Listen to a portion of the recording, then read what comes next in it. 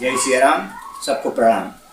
धर्म प्रेमी सज्जनों, आज मैं पंडित पुरुषोत्तम जी पांडे आप लोगों के समक्ष एक बहुत सुंदर बात बताने जा रहा हूं कि पूजा पाठ में या कोई धार्मिक अनुष्ठान होता है, कोई यज्ञ इत्यादि कार्य होते हैं, तो उसमें दाहिने हाथ की अनामिका उंगली में कुश की पवित्री बना करके हम लोग क्यों पहनते हैं। देखे होंगे आप लोग, जो कोई भी यज्ञ होता है, अनुष्ठान होता है, कथा पूजा होता है, तो दाहिने हाथ की अनामिका उंगली में कुश की पवित्री हम लोग धारण करते हैं या पंडित जी लोग धारण कराते हैं। इसके पीछे क्या बात है, यही बात आज मैं आप लोगों के सामने रखने जा रहा हूं कि इसका भी कुछ आध्यात्मिक कारण है, कुछ वैज्ञानिक भी कारण है। आप लोग सुने। कुश की पवित्री धारण करने का मुख्य कारण आयु वृद्धि और दूषित वातावरण को विनष्ट करना बतलाया गया है। इसके स्पर्श से, कुश के स्पर्श से जल एवं अन्य पदार्थ भी पवित्र हो जाते हैं। जो हम कुश की पवित्री हाथ में धारण करते हैं, इससे जल या अन्य भी जो पदार्थ होते हैं वो सब पवित्र हो जाते हैं, ऐसी मान्यता है। बंधुओं, इसका वैज्ञानिक कारण जाने कि कुश को धारण करने का वैज्ञानिक पक्ष क्या है।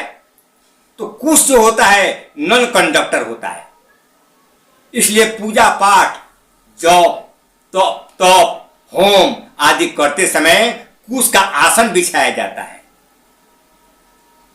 और हाथ में, दाहिने हाथ की अनामिका उंगली में कुश की पवित्री भी धारण किया जाता है।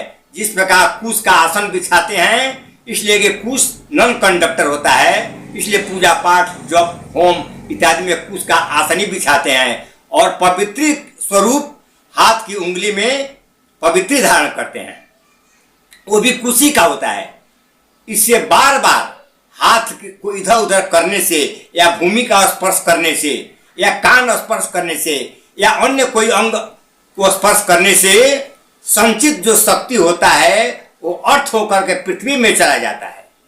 इसीलिए वो हाथ में और कुश का पवित्र रहेगा, तो ये चूंकि नॉन कंडक्टर का काम करता है, इसलिए पृथ्वी में वो शक्ति नहीं जाएगी, अन्यथा संचित शक्ति अर्थ होकर के पृथ्वी में चली जाएगी। अगर भूल बस हाथ पृथ्वी पर भी पड़ जाए तो भूमि रंध्र कुश का, भूमि जो है कुश का स्पर्श हो जाएगा। इसलिए नॉन कंडक्टर होने के चलते भूमि में जो शक्ति है वो अर्थ बन करके नहीं जाएगी।